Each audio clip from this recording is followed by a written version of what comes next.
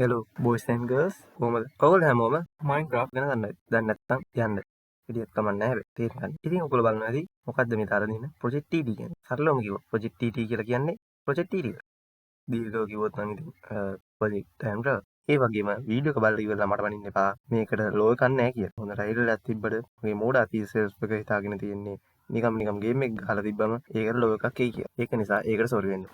anyway video එක මම game එක ලොක් වෙච්ච ගමන්දිම මට ප්‍රශ්න හෙන ගහනවා වගේ ගහන්න පටන් ගත්තා. උදාහරණ වශයෙන් එයි මේ රෙද්ද ලැග් වෙන්නේ මේ වර්ෂන් එක මොකද්ද? එයි මගේ අතේ බ්ලොක් දෙකක් තියෙන්නේ. වගේ ප්‍රශ්න ගොඩාක් මට එන්න පටන් ගත්තා. දෙයකට උත්තර හම්බ. පස්සේ අතේ තිබ්බ බ්ලොක් දෙක විසික් කරලා පර්මිට් එකක් නැතුව ළඟ තිබ්බ ගහකුත් කපලා මම ගියා ළඟම තිබ්බ ගුහාවට. මම එතනට ගියාට පස්සේ තමයි දැක්කේ එතන හැමතැනම යකඩ පුරවල තියෙනවා.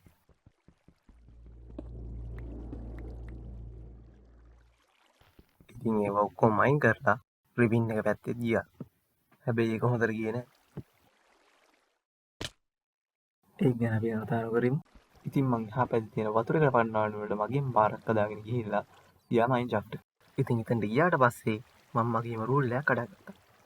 ඒ තමයි මම දිලිසෙන එකක් හොරන්න ගත්තා. මං කිව්වේ ගත්තා. නිකන් මට කලින් කියන්න බැරි වුණා නම් සමා වෙන්න. මම මටම දාගත්ත රූල්ස් කිහිපයක් තියෙනවා. උදාහරණ වශයෙන් මට ඒෂන් එකකින් අන්ලොක් කරන දේවල් විතරයි පාවිච්චි කරන්න පුළුවන්. දැනට මම අන්ලොක් කරලා දිනා ඉන්නේ. ඉතින් මට ඩයමන්ඩ් අතේවත් තියාගන්න බෑ. ඔව් මම මොඩේ. ඉතින් හතර වටේ මයින් කරන්න ගිහිල්ලා කැම නැති වුණාම පස්සේ තමයි මට උඩ යන්න මතක් වුණේ. ඉතින් මම උඩට ගිහිල්ලා කුකුලන් පිරිසා සමූල ඝාතනය කරා.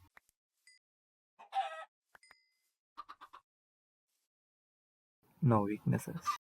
මම දරුණුයිනේ. සමූල ඝාතනයෙන් පස්සේ කෙව්වයක් අසර ආපහු රිංගගෙන මම ෆර්න්ස් ටිකුත් හදාගෙන හදාගත්ත අයන් නාම ටික.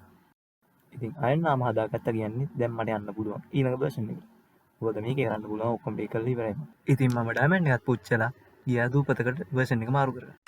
ඉතින් මම වර්ෂන් එක මාරු කරලා ඇවිල්ලා කල්පනා කරා මොකද්ද මේ වර්ෂන් එක කියලා. ඊට පස්සේ තමයි මතක් වුණේ මේ 1.14 කියලා.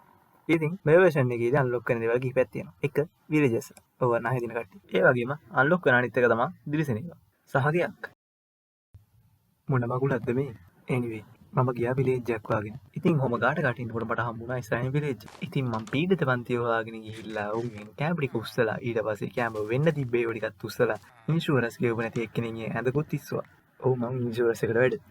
ඉතින් මම මගේ ධර්ම ක්‍රියාවලිය දාමෙන් පස්සේ ඉන්ෂුරන්ස් ගෙවපු නැති එක්කෙනාවත් බයි කරලා ගියක් හදන්න තැනක් හොයාගෙන.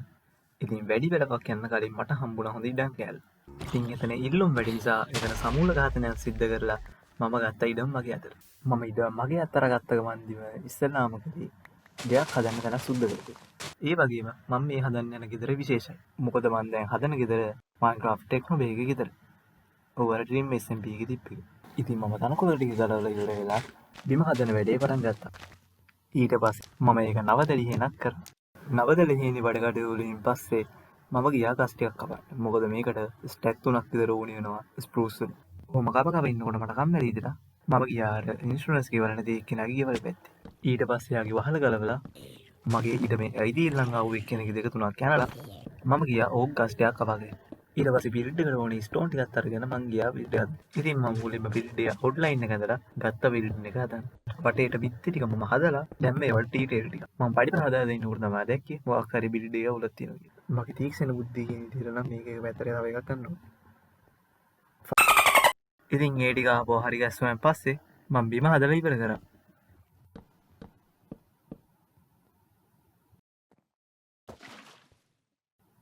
පොඩකින් මම එකක් වැඩියෙන් ගන්නේද? ආයෙත්.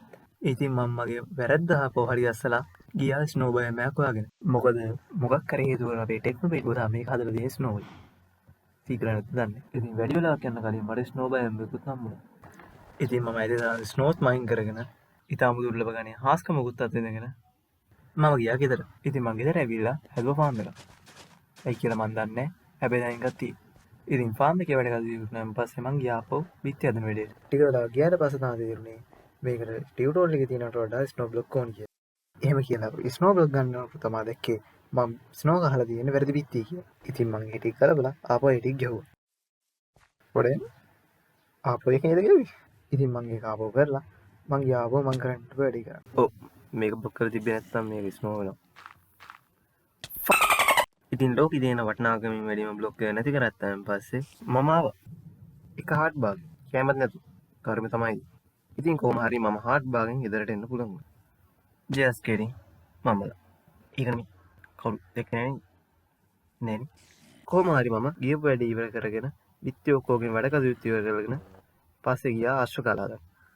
ඒ වගේම මම මෙතන ඉන්න කෙටින් කියනවා. මොකද මට YouTube දෙන්න මේකට ගවන්නේ. anyway ඉතින් මම ගෙදරක තියෙන ඕනේ උඩේ ගහලා ලස්සන වෙන්න මල් පාත්තිකුත් ගහලා වහලක් නැති ගන්න නැති හින්දා වහලකුත් ගහලා ජනෙලයක් ගහනකොට මැරිලා කොහේ හරි දෙක අතරමං වෙලා 60 පැයක් විතර ගාටලා ආයෙත් මැරිලා ආයෙත් 60 පැයක් විතර ගාටලා ආව ගෙදර. කොහොම හරි දැන් නම් ගෙදරේ වැඩ ඉවරයි. හැබැයි පිටින් විතරයි. විනාඩි 5න් ඇතුළත් ඉවරයි. එහෙම කියලා මොකක් හරි හේතුවට half heart තියාගෙන මගේ බේස්මන්ට් එකට පැනලා කොහොම හරි මං ගෙදර උඩ තට්ටුවත් හදලා ඉවර කරා. ඊට පස්සේ අනවසර ඇඳුරු වීමන් නිසා ආත්ම ආරක්ෂාවට එක්කෙනෙක්ව මාරලා මම මගේ ස්ටෝරේජ් එක හදලා දැම්මා. ඒකින් පස්සේ මම මගේ හැම වෙලේම ඔළුවේ තිබ්බ දේ කරන්න පටන් ගත්තා. ඒ තමයි සෝහනක් හදන එක. කාටවත් නෙමෙයි ටෙක්නොලොජි. ඇත්තටම කිව්වොත් හදන්න හදපු එක ඇත්තටම මේක සෝහනක් කියන්න බෑ ඔයාලට. ටෙක්නො හිටියා නම් එළිලා මැරෙනවා. ඉතින් මම නිකන් හුල්සක් හදලා නිකන් හිටියා. කොහොම හරි ඔක්කොම වැඩි වුණාන් පස්සේ මම වීඩියෝ ගේම් ගන්න කියලා බලන් හිටියා ඉර දිහා. එතකොට තාම මතක් වුණේ මං මේක ඉර බහින පැත්තට නේද හදන්නේ කියලා.